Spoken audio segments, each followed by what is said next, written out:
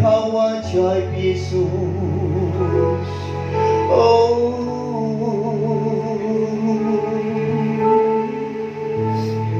karena setiap waktu nyanyian puja dan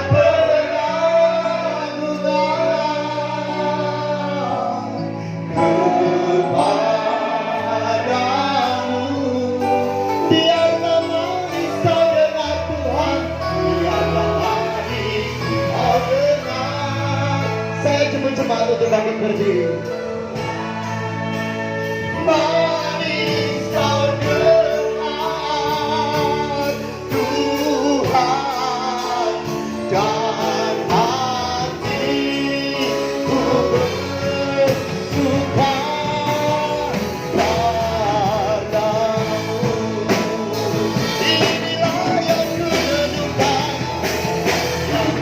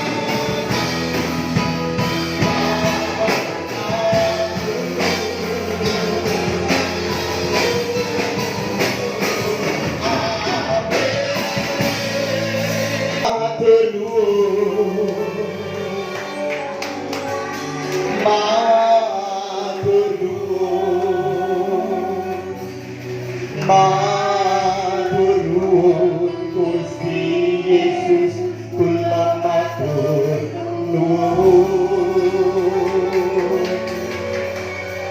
Matur nuwun, matur nuwun, matur nuwun Gusti Yesus, kula matur nuwun.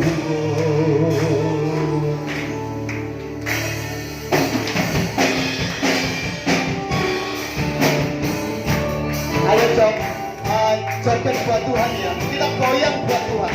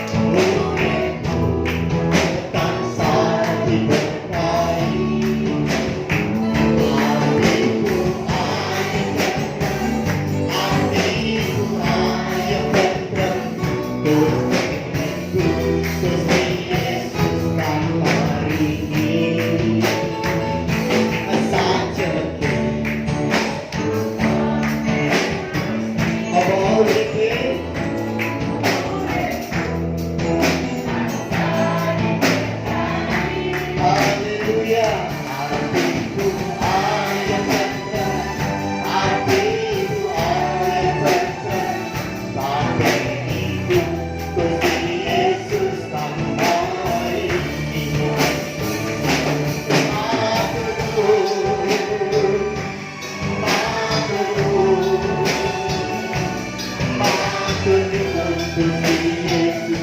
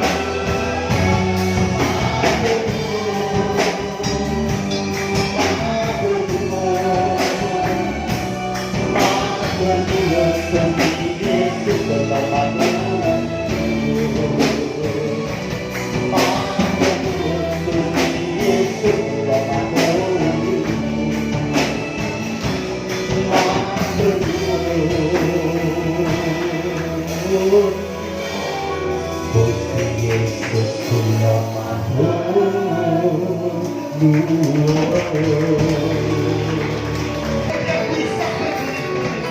Amin. Kita lebih semangat lagi dong. Amin. Saya mau bergantung sepenuhnya sama Tuhan. Gandol Gusti. Kula amin pracaya ora kathah cilaka nanging uripku mulya selaminya. Atiku ayem tentrem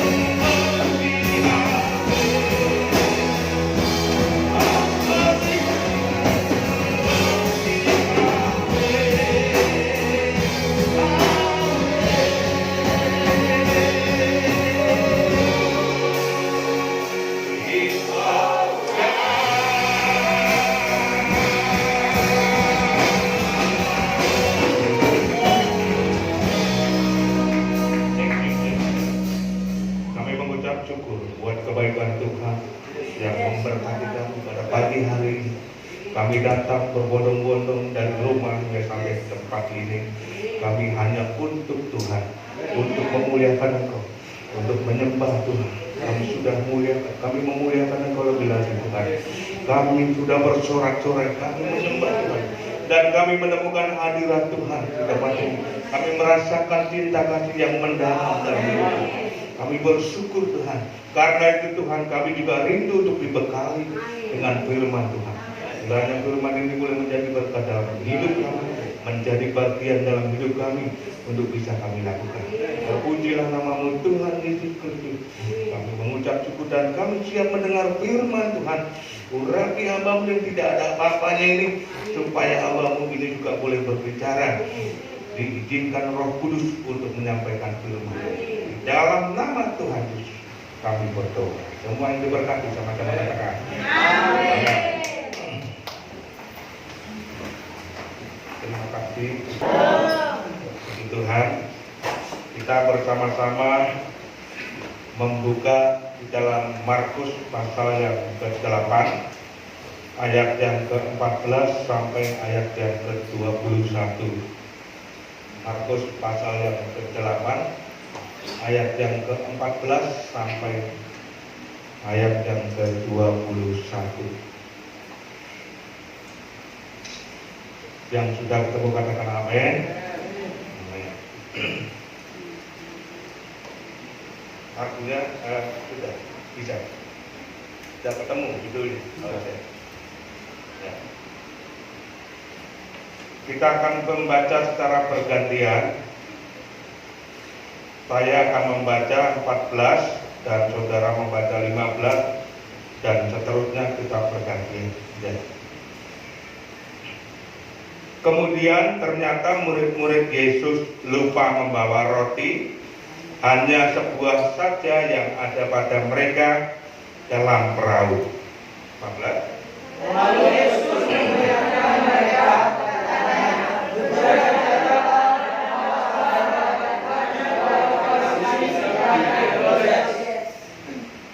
maka mereka berpikir-pikir dan seorang berkata kepada yang lain, itu dikatakannya karena kita tidak mempunyai roti. Dan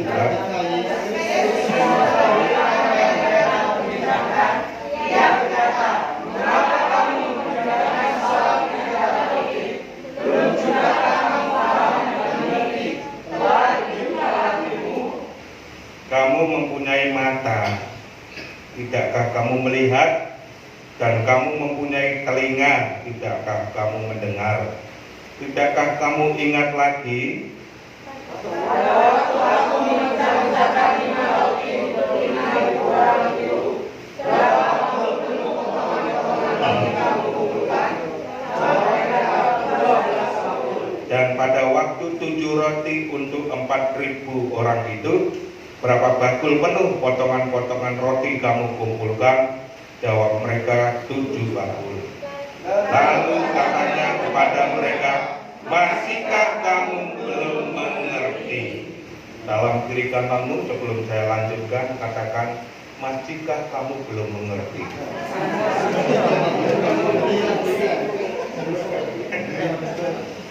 Maksudnya belum mengerti itu apa Pak? Apakah kamu mencintai yang lain dan kamu mencintai yang lain juga? Gak terasa kalau kamu dicintai gitu saudara ya. Jadi itu namanya nggak ngerti saudara. Nah, gaya hidup cewek ini kan kadang-kadang kalau seseorang mau tembak itu ya cari perhatian dulu. Nah, ya kan? Nanti cari perhatian dulu supaya diperhatikan ceweknya. Wah, ini. Tapi kadang cewek nggak terasa kalau sang laki-laki itu sebenarnya mencintai dia. Mencintai dia. Dengan gaya itu buat hubungan dandan, rambutnya pakai kepang-kepang segala untuk jadi perhatian hati cewek, ya kan? Sebenarnya dekatnya itu sebenarnya aku kepengen tembak dia tapi aku takut dulu. Nah, sang cewek ini nggak sadar kalau dirinya dicintai. Sang cewek nggak sadar kalau dirinya dicintai, ya pola aja biasa aja gitu saudara dan sebagainya. Ternyata cowoknya sedang mencintai. Nah saudara, Yesus ini saat ini mengajarkan kepada kita banyak hal dalam perikop ini saudara. Ini sesuatu yang baik buat kita. Ya, apa yang dikatakan dalam perikop yang sudah kita baca ini merupakan satu hal yang sulit untuk dipahami bagi murid-muridnya, dan kita semuanya adalah murid-murid Tuhan ini ya. Sulit dipahami bagi murid-muridnya. Kenapa? Murid-muridnya susah memahami apa yang dikatakan Yesus. Dan akhirnya Yesus mengungkapkan, masihkah kamu belum paham? Kenapa kok kamu degil? Kok nggak ngerti? Awakmu di motor tapi nggak ngepet, nggak delok. Awakmu di kuping tapi nggak krungu. Jublek gitu saudara. Dan sebagainya. Nah, Yesus mengatakan seperti itu karena dia itu juga, Tuhan ini juga penasaran. Kenapa kok manusia selalu membicarakan masalah perut? Selalu membicarakan masalah perut. Tuhan katakan, berjaga-jagalah dan awaslah ragi orang Farisi dan haragi Herodes. Tapi mereka ini menjawabnya apa saudara? Pada ayat yang ke-16, maka mereka berpikir-pikir dan seorang berkata kepada yang lain, itu dikatakannya karena kita ini jaga roti. Nggak nyambung saudara, ya kan? Nggak nyambung. Nah sekarang ini sing kokoran itu siapa? Yesus apa murid-murid ini? Nah, pun dikasih tahu berjaga-jaga kalau ragi Herodes, kalau ragi Farisi, ragi Herodes. Nanti ini yang kita akan bahas. Tapi yang dibicarakan, yang didengar kok masalah kita tidak membawa roti. Kenapa demikian? Karena itu manusia itu hanyalah pikirannya itu hanya memikirkan kampung tengah. Nah, kampung tengah itu mana? Dan kok nek gak kerja, ada duit, pangan apa? Ya kan? Nah,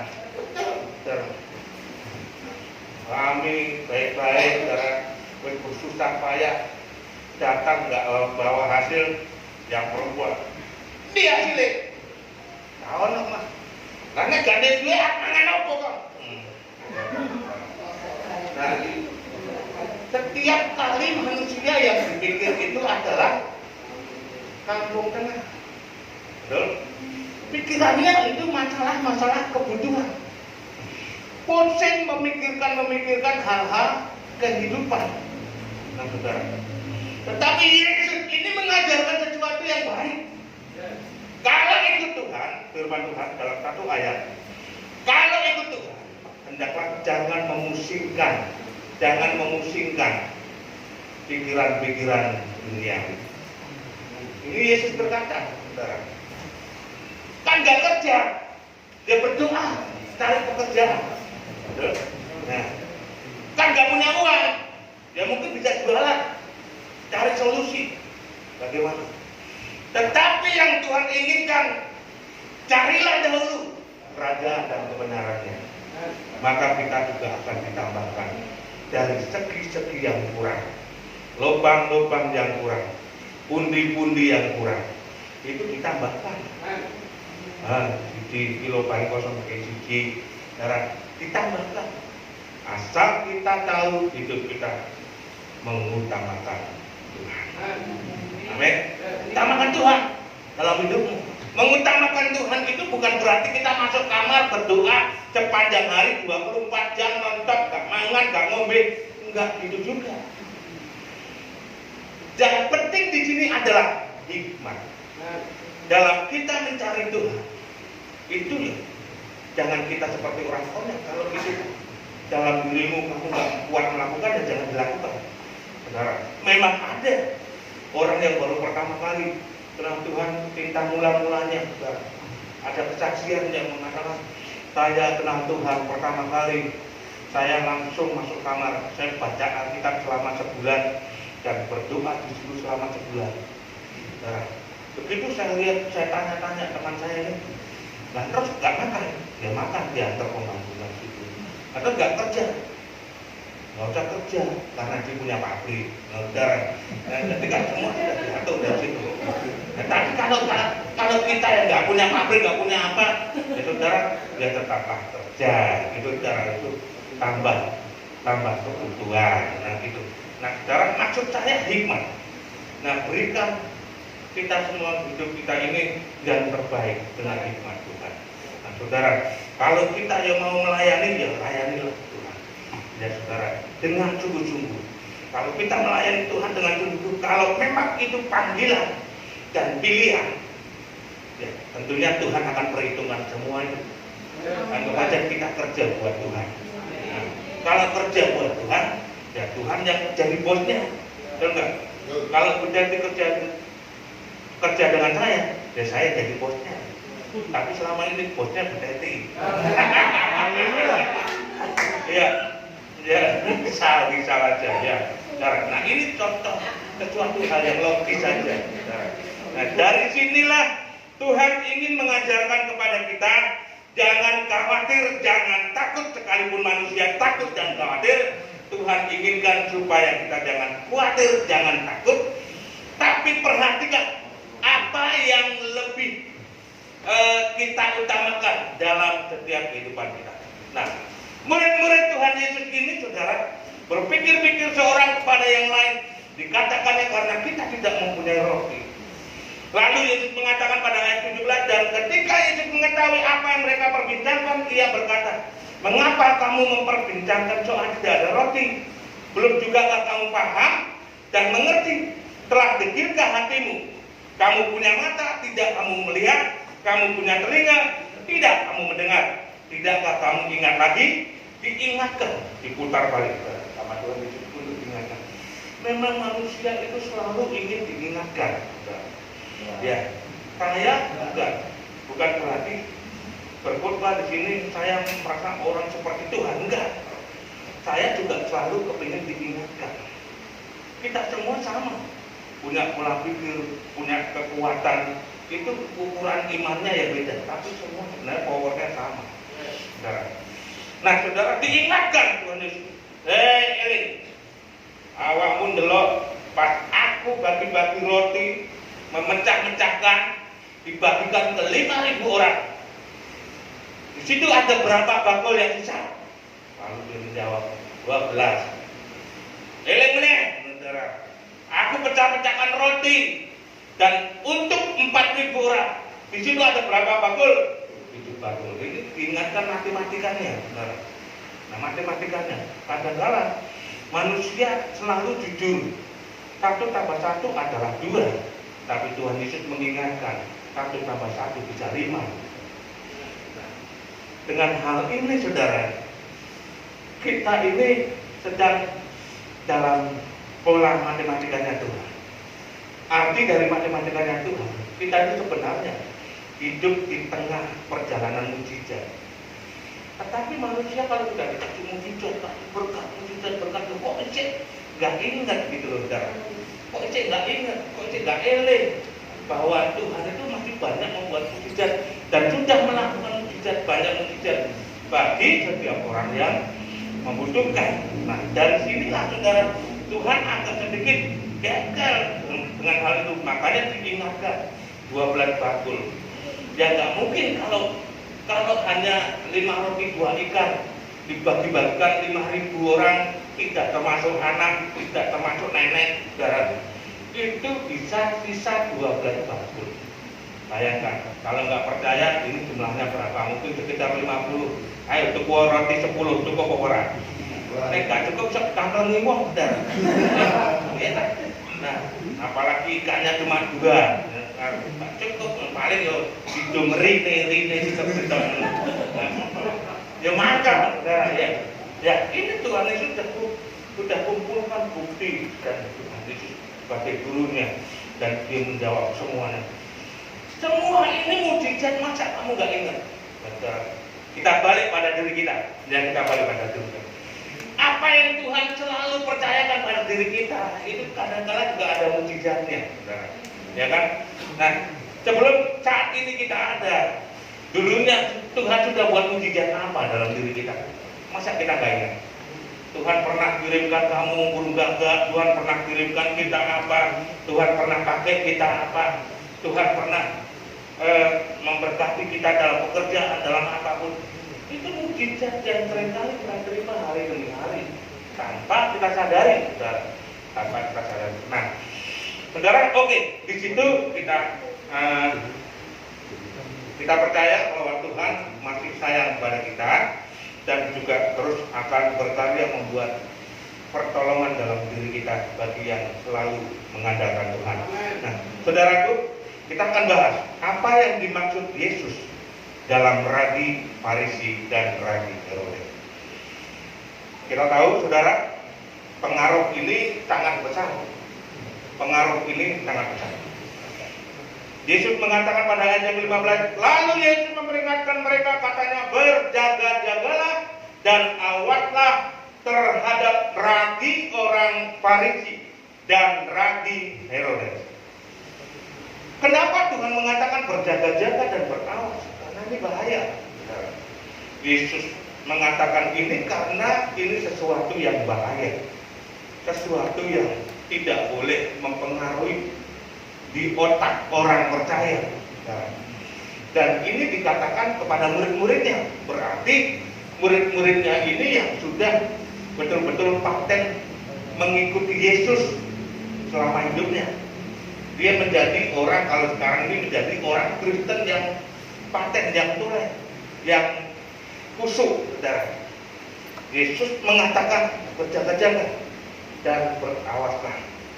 Jadi ini merupakan sesuatu yang kita harus melangkah hati-hati dengan perkataan Yesus seperti itu. Berarti kita harus mengambil sikap untuk berjaga-jaga dan berhati-hati. Nah, sekarang ini, saudara, yang saat ini kita baca, jaga-jaga dan berawas itu terhadap ragi Farisi. Saudara tahu tentang ragi? Semua tahu tentunya ya. Ragi itu bisa dipakai untuk buat adonan. Saya pernah buat yang namanya bakpao. Bukan bakpao, donat. Dulu saya merintis di Gunung Kelut dulu tahun 1994. Saya merintis di Gunung Kelut. Kita punya gereja itu kecil, gede, saudara. Nah, di situ saya membuat yang namanya donat, saya bagi-bagikan ke tetangga. Saya beli kentang, saya beli tepung, tepung, telur, lalu diadon. Terakhir dikasih yang namanya ragi. Saudara, saya hasilkan kentang sekilo, tepung sekilo, telur sekilo. Nah, diadon ini, saudara.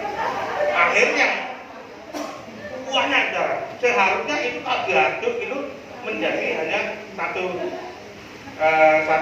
loyang kecil itu, tapi begitu ragi itu dikamirkan, terus kita jemur, saudara, dibiarkan kita jemur dalam waktu 15 menit mengembang. Wah, tuh kenyang. Waktu itu badan saya nggak segemuk ini, badan saya ini segemuk Abraham gitu, udah kurus krempeng gitu. Ya, itu saya merintis, saudara. Nah, di sana nggak ada es pocong, saudara. Saya ke hutan makan itu cari bekicot. Kalau saya percaya saya bakar sendiri, nggak ada nasi saya makan, saudara. Lalu pisang kita boleh makan, tapi diizinkan sama yang punya. Itu pisangnya matang loh, oh ya, tebangan aja, makan di situ udah kebun. Lalu ada yang namanya bentul, ada yang namanya apa, darah bote apa dulu tak boleh apa buat makan. Nah, akhirnya saya waktu ada berkat orang kasih uang, saya beli donat, saya beli apa, bahan-bahannya saya buat donat, saya bagikan ke tetangga-tetangga.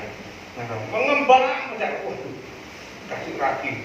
Ternyata kalau mengembang pecah itu jadi seneng, tak tambahin raginya dong. Kalau beledek, wong. Jadi tambah nggak baik kanunya, dan tatanannya tambah nggak baik.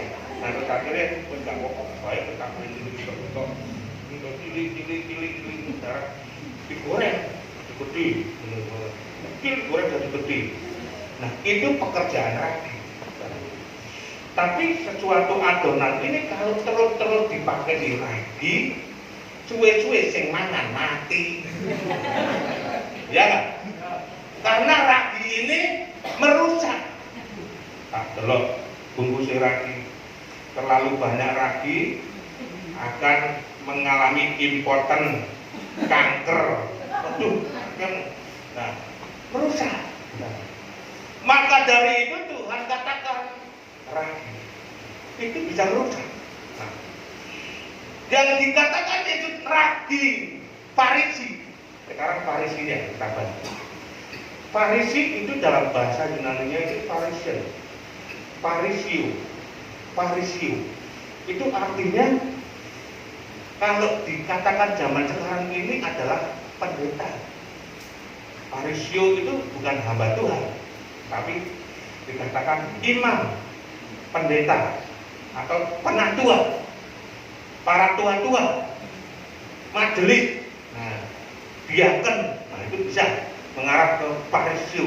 Nah, tapi dengan kata ini tidak ada campur pautnya dengan yang namanya hamba Tuhan, tidak ada. Ini hanya sebuah kebetulan. Dalam Farisio ini berarti pekerjaan mereka adalah menjadi teladan. Seharusnya, betul? Menjadi teladan. Aku ini penatua, ibu penatua. Jadi menjadi teladan. Lalu aku ini diaken, aku ini guru yang dipandang sebagai sosok yang bisa mengajar dan sebagainya, menjadi teladan, saudara. Tapi anehnya di zaman Yesus ini Farisi yang tidak bisa menjadi teladan. Pinter dalam tata bahasa firman, Alkitab 10 hukum Taurat, 630 hukum Taurat, pinter semua, saudara. Kalah kita. Kalau kita bandingkan dengan Farisi, saya kalah sama dia, ngelontok semua, saudara. Hukum ini sampai 600, dia tahu. Makanya itu dia bisa mencegah orang, dia bisa melarang orang karena dia menguasai hukumnya, saudara. Nah, dari situ anehnya Farisi ini kok bisa dikatakan Yesus jangan waspadalah dan berjaga-jagalah ragi Farisi. Ternyata Farisi ini, saudara, memiliki karakter. Jadi ragi, yang dimaksud ragi ini bukan masalah pengajarannya, tapi masalah karakter hidupnya yang tidak bisa menjadi contoh. Ayo kita lihat dalam Matius pasal yang ke-23. Matius pasal yang ke-23. Matius pasal yang ke-23 ayat yang pertama kedua. Ya, kita lihat ini. Maka berkatalah Yesus kepada orang banyak dan kepada murid-muridnya, katanya, ayat 2. Ahli-ahli Taurat dan orang-orang Farisi telah menduduki kursi Musa. Tunggu. Apa artinya menduduki kursi Musa? Rupa-rupanya orang-orang Taurat dan ahli-ahli Farisi ini, saudara, dia memiliki satu ego yang begitu kuat untuk menggeser hukum Musa. Menggeser. Padahal Musa perintahkan hanya 10 hukum Taurat. Tapi Farisi dia ingin kuasai hukum itu untuk menjadi undang-undangnya Farisi. Udah digeser, kursinya mulai digeser. Musa sudah meninggal. Geser supaya apa? Supaya Farisi ini menguasai. Nah, kita perhatikan itu. Apa yang dimaksud ragi itu? Ayat yang ketiga. Sebab itu turutilah dan lakukanlah segala sesuatu yang mereka ajarkan kepadamu. Pengajarannya kita dengar. Yesus mengatakan kita boleh mendengar pengajarannya, apa yang diajarkan Farisi ini sama seperti apa yang diajarkan pendeta, firman Tuhan sama, Taurat Tuhan sama. Nggak ada yang salah dalam pengajarannya. Tuhan Yesus ingin itu dituruti dan lakukan apa yang disampaikan itu. Segala sesuatu yang mereka ajarkan kepadamu, lakukan. Tetapi janganlah kamu turuti perbuatan mereka, karena mereka mengajarkannya tetapi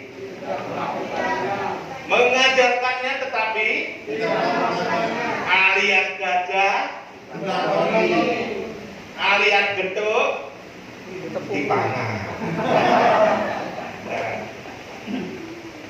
Itulah yang dimaksud ragi.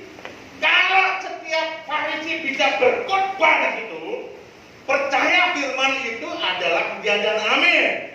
Tetapi jangan ikuti kelakuannya, karena dia bisa berkhotbah, nggak bisa melakoni. Banyak, saudara.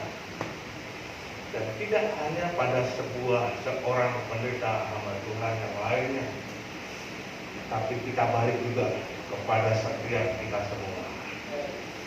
Setiap kita semua, lupa aku kan nggak khotbah.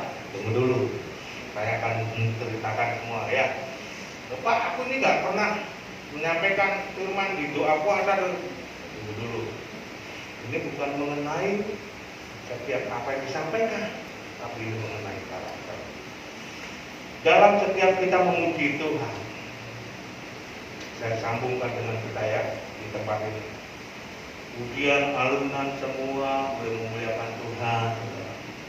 Dalam setiap kita memuji Tuhan, lalu jemaat diajak bangkit berdiri, lalu dia juga menyanyi sebuah pujian. Ku nyanyi haleluya,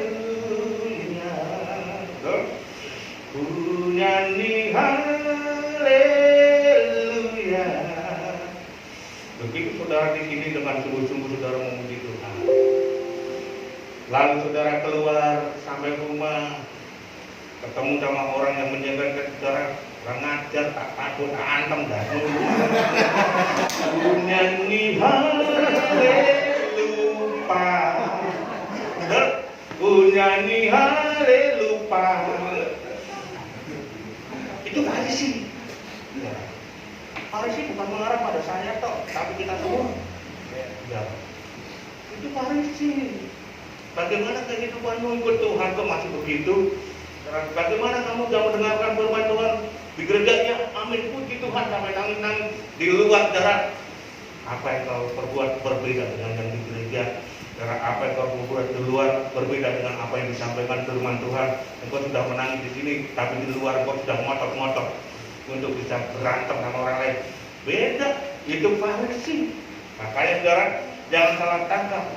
Ragi Farisi bukan soal penyesatan dalam pengajaran, tapi ragi Farisi ini soal karakter yang tidak sesuai dengan kebenaran Tuhan. Amin. Kita harus bantah sini, saudara.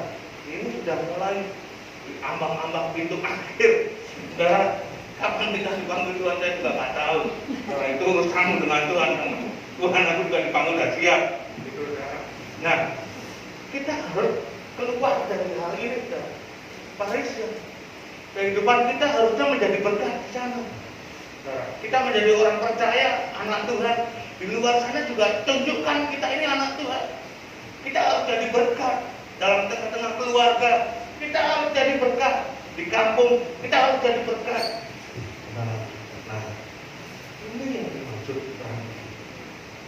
Jangan sampai ragi itu meracuni kita sendiri dan meracuni orang lain. Sehingga orang lain mati, kita juga ikut mati. Mati rohani. Dari situlah kita bisa belajar. Pada ayat yang ketiga mengatakan, bisa mengajar tetapi tidak melakukan. Bisa memuji Tuhan tetapi tidak sesuai dengan apa yang dipujikan. Bisa mengatakan firman tetapi tidak sesuai hidupnya sesuai dengan firman. Ayat yang keempat. Dengan hal ini ada hal yang lain. Mereka mengikat beban-beban berat lalu meletakkannya di atas bahu orang, tetapi mereka sendiri tidak mau menyentuhnya. diberi tanggung jawab dan para orang lain. Ngapain dia? Ya duduk-duduk, santai dan sebagainya. Nggak bisa. Nah, tanggung jawab ini harus dilakukan sesuai dengan apa yang diberikan, mandat yang diberikan. Jangan seperti ragi batu. Amin. Kita langsung aja, saudara. Yang kedua tentang ragi Herodes. Nah, saya mau sudah bisa ya, ujiannya ya. Ya, saya kepengen satu ujian sekarang. Judulnya pernah ya, saya kemarin ini Pak Ade mana? Oh, karena Bu Ade, apa Bu Ade yang judulnya? Ya, volumenya mungkin sudah bisa bentar ya. Nah, tentang Rabi Farisi ini, saudara, kita akan dapatkan itu. Sudah? Oke ya. Nah, nanti volumenya akan diangkat.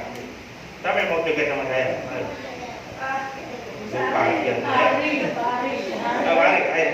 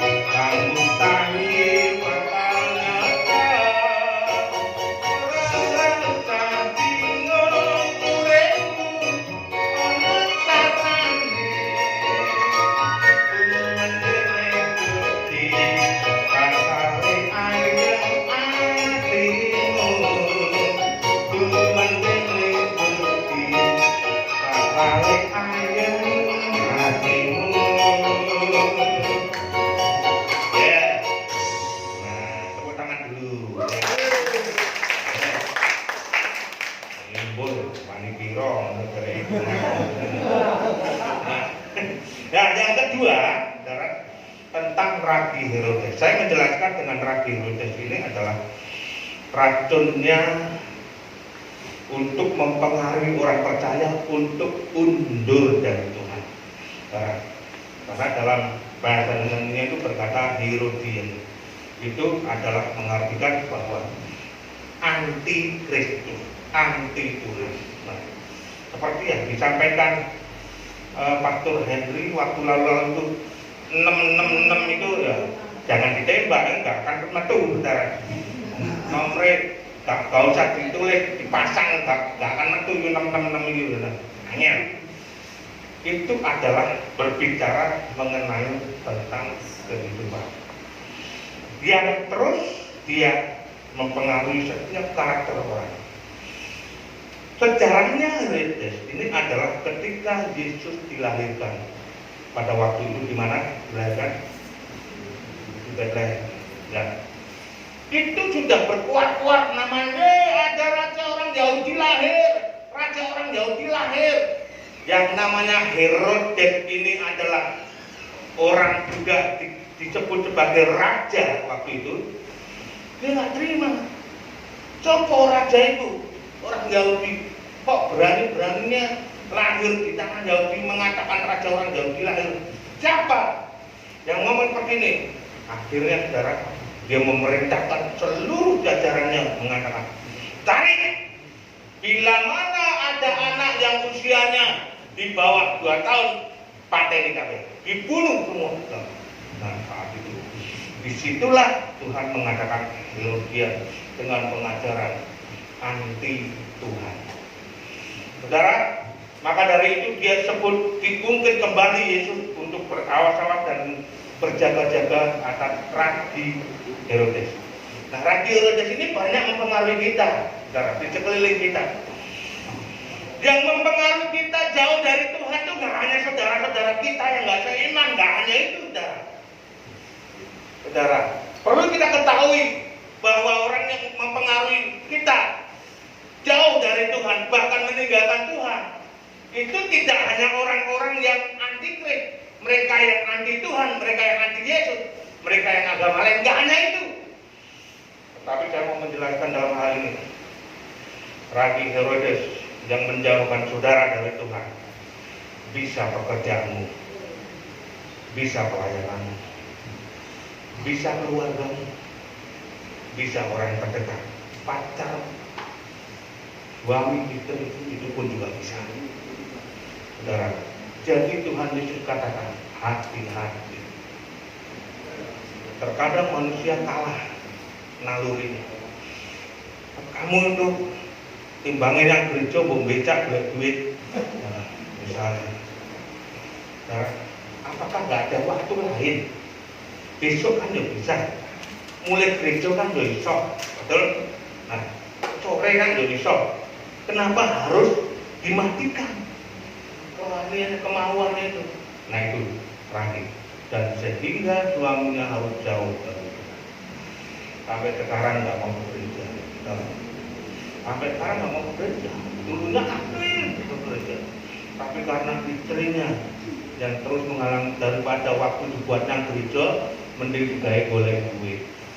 Akhirnya sampai sekarang nggak akan bekerja.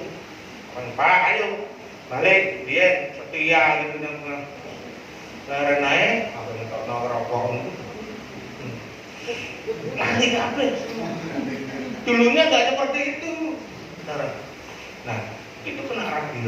Nah, demikian juga kita, saudara. Sekarang bayangan kita apa yang seringkali mempengaruhi saudara jauh dari Tuhan? Itu aja. Nah, itu jawabannya dari dalam hidup saudara. Yang seringkali mempengaruhi kita jauh dari Tuhan itu apa? Mungkin pekerjaan, mungkin juga bisa bisnismu, walaupun itu menimbulkan uang banyak, uang banyak, akhirnya menjadi konsep waktu adalah UANG, uang. Betul? Terus akhirnya kalau Pak, saya itu dapat uang itu kalau begadang, Pak. Begadang dapat uang dari pagi tidur, Pak. Sampai sore itu saya istirahat di rumah, malam melek dapat uang. Nah kamu kapan kerjanya? Itu kamu kapan? Doanya? Aduh gak sempat Pak. Kalau lihat semalam jam 7, ketemu dia di warung. Tapi itu begadang jangan begadang. Ini dia artinya. Tuh di sini, Pak. Di sini ya begadangnya. Iya Pak, saya nunggu orang Pak, bisnis. Ingat ya, kamu diberkati itu karena Tuhan. Kamu diberkati oleh Tuhan Pak. Minimal kalau nggak bisa ke gereja, ibadahlah di sini. Cari Tuhan, memuji Tuhan. Bapak waktu ke gereja, antar kepuluhan, antar kolektor nggak bisa juga. Hubunganmu dengan Tuhan itu sewaktu-waktu bisa dicari. Kalau kamu nggak bisa ke gereja, ya cari Tuhan di rumah, cari Tuhan di pacar, sungguh-sungguh. Nah, saudara, itu yang seringkali menjauhkan orang datang kepada Tuhan. Menjauhi Tuhan itu sangat, saudara, itu sangat tipis sekali. Kita kadang-kadang nggak pernah menyadari hal itu. Saudara, dalam bekerja merasa hasilnya kurang daripada dalam, apalagi di sebuah pabrik, itu bekerja di pabrik merasa hasilnya kurang, Pak, gajiku jam 8 sampai jam 8, jam 8 sampai jam 4 sore itu selesai. Setiap hari saya bekerja Pak, jam 8 sampai jam 4. Nah, terus gaji saya hanya UMR Pak, 3,6. Saya pikir kamu masih sendirian, cukup lah gitu ya. Tapi saya nggak cukup Pak, saya kepengen punya mobil. Jadi dilebur semua. Harusnya jam 8 sampai jam 4, itu dilebur sampai jam 9 malam. Makanya hasilnya banyak, 2 kali lipat gajinya. Terus minggu juga masuk, dilembur sampai malam. Tahu-tahu saudara, udah hasilnya banyak, uang yang udah dicari ini banyak, saudara, siap untuk beli mobil bekas sekitar 35 juta sampai 50, ya saudara, mau beli nih saudara.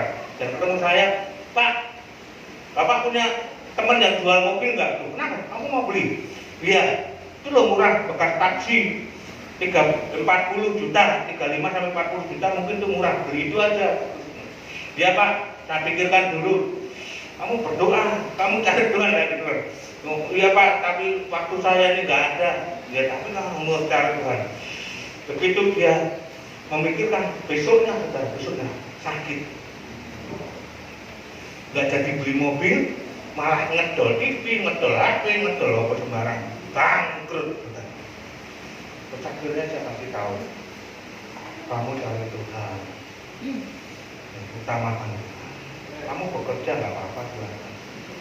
Akhirnya ketika nggak punya apa-apa, dimulai berjalan dengan pekerjaan yang biasa. Nggak mulu cari harta. Ya kalau cari harta nanti pakai untuk kemuliaan Tuhan itu nggak masalah. Nah, pakai untuk bantu orang miskin apa semuanya kasih dan nggak masalah. Tuhan malah tambah berkati. Memang itu yang memang Tuhan mau sesuai dengan. Nah saudara, Rabi Herodes banyak mempengaruhi lingkungan kita. Mungkin itu pekerjaanmu, mungkin juga itu pacarmu, membuat engkau jauh dari Tuhan. Ketika kita memiliki pacar yang tidak seiman, lalu akhirnya engkau bertumbuh dan engkau dipaksa untuk keluar dari Tuhan. Banyak, dan jangan sampai terjadi. Amin. Rabi Parusi, Rabi Herodes menunjukkan pada kita satu nasihat yang baik supaya kita tetap mengutamakan Tuhan. Mari kita bangkit berdiri. Amin.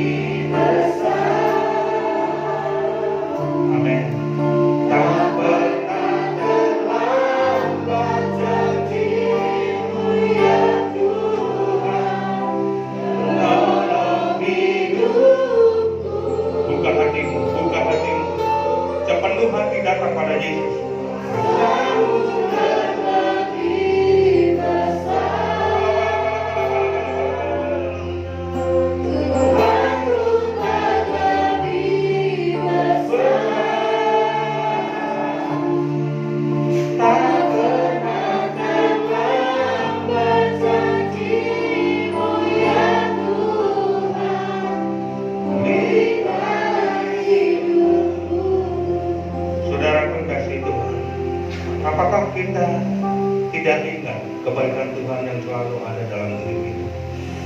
Engkau dibangun dalam sebuah kerohanian yang kuat. Engkau bisa bekerja, itu berkat Tuhan. Engkau bisa berusaha, itu berkat Tuhan. Engkau bisa melayani, itu juga berkat Tuhan. Engkau dijadikan Tuhan bisa menikah dengan suami istri yang terbaik, itu juga berkat Tuhan. Saudara, semua yang kita nikmati adalah berkat Tuhan.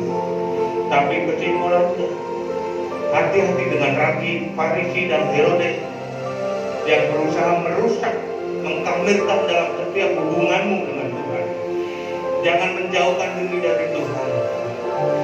Jangan engkau sekedar melayani, tetapi engkau juga menjauhkan diri dari Tuhan. Jangan hanya sekedar engkau bekerja, tapi engkau juga menjauhkan diri dari Tuhan. Kembali. Dia menunggu kita. Dia menantikan pelukan kita. Dia menantikan hati kita yang terbaik untuk diberikan. Tidak haleluya. Buka hati. Mari saudara, katakan dengan sungguh-sungguh puji hati bahwa Yesus terlebih besar, yang utama dalam diri kita.